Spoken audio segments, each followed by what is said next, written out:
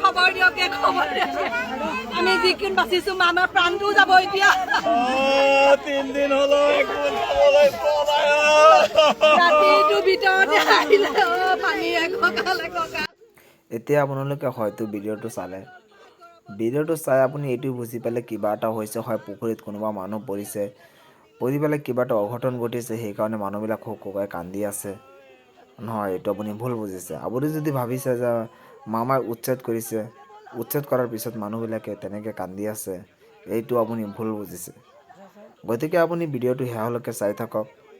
আৰু ভিডিঅ'টোত ঘটি যোৱা ঘটনাটো আপুনি চাওক আৰু মনে মনে চিন্তা কৰক ভিডিঅ'টো বনোৱাৰ উদ্দেশ্যটো কি গতিকে মাননীয় ৰাইজসকল এয়া চাইছে পানীত যে ভোট নাম এটা চলি আছে এইটো কিহৰ বাবে আহিছে আজি মানুহবিলাক আমাৰ যে বানপানী হয় বানপানীৰ সময়ত যে বানপানী হয় আমাৰ কিমান মানুহ বানপানীত ফচি থাকে ঘৰ দুৱাৰত পানী থাকে আপোনাৰ নদীয়ে মানুহৰ ঘৰ বাৰী ভাঙি নিয়ে আৰু বানপানীৰ মাজত আবদ্ধ হৈ থাকে আমাৰ কিছুমান মানুহ সেইবিলাক মানুহক কেনেকৈ আমি উদ্ধাৰ কৰিব পাৰোঁ সেইটো প্ৰচেষ্টা চলাই আজি নাটকখন তৈয়াৰ কৰা হৈছে নাটক ক'লে আপোনালোকেতো ভুল বুজিব কিন্তু এইটো নাটক নহয় ৰিয়েলিটি হয় মানে আপোনাৰ বানপানীৰ সময়তে ঘটি যোৱা ঘটনাবিলাক কেনেকৈ পৰিস্থিতি নিয়ন্ত্ৰণ কৰিব লাগে সেইবিলাক ঘটনা আজি এইটো ভিডিঅ'ত উপলব্ধ কৰিছে এইটো ভিডিঅ' আমাৰ বেলেগ জেগা নহয়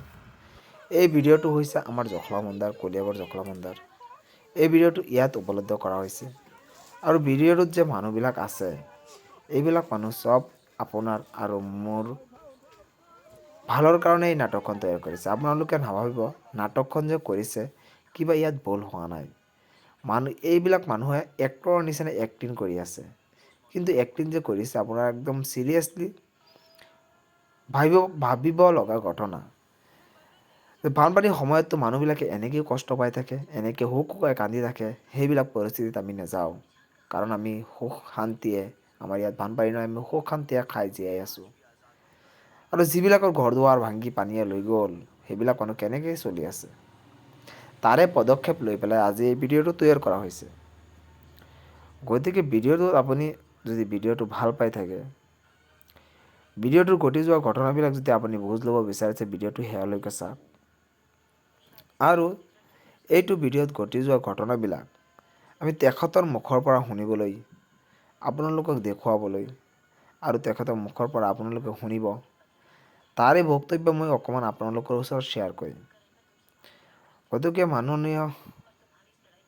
আমাৰ ৰাইজসকল আৰু আমাৰ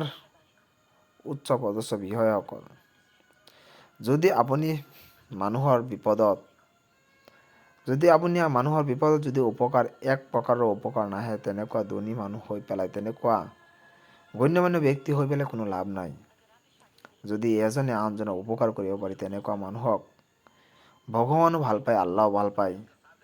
ৰাইজেও ভাল পায় চবেই ভাল পায় গতিকে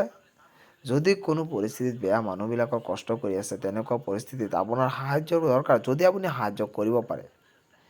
যিবিলাক মানুহৰ সাহায্যৰ সমৰ্থন নাই সেইবিলাক মানুহেতো কৰিব নোৱাৰে আপোনাৰ সমৰ্থন আছে যদি আপুনি আগবঢ়াব গতিকে চাওক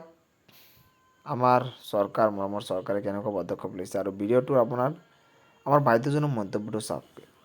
বাইদেউজনে নিজে এই নাটকখন তৈয়াৰ কৰিছে পদক্ষেপ লৈছে এইটো কিহৰ কাৰণে লৈছে চাওক আমি মানে বানপানীৰ সময়ত কেনেদৰে মানুহখিনি উদ্ধাৰ কৰিব লাগে তেওঁলোকৰ কি কি লোকচান হৈছে সেই সম্পৰ্কে আমি ইয়াত লৈছোঁ মানে ট্ৰেইনিংটো আমাৰ ডিজাষ্টাৰ মেনেজমেণ্টৰ ফালৰ পৰা হৈছে DDMA কৰিছে ইয়াতে তাৰমানে এটা মকড্ৰিল হৈ আছে ইয়াতে দেখুৱাইছে কেনেকৈ মানে বানপানীৰ সময়ত উদ্ধাৰ কৰিব পাৰে কেনেকৈ বানপানী মানে কি পদক্ষেপ ল'ব লাগে কেনেকৈ আমি বাচিব পাৰি বানপানীৰ পৰা ট্ৰেইনিং দি আছে কৰিব পাৰোঁ ঠিক আছে ধন্যবাদ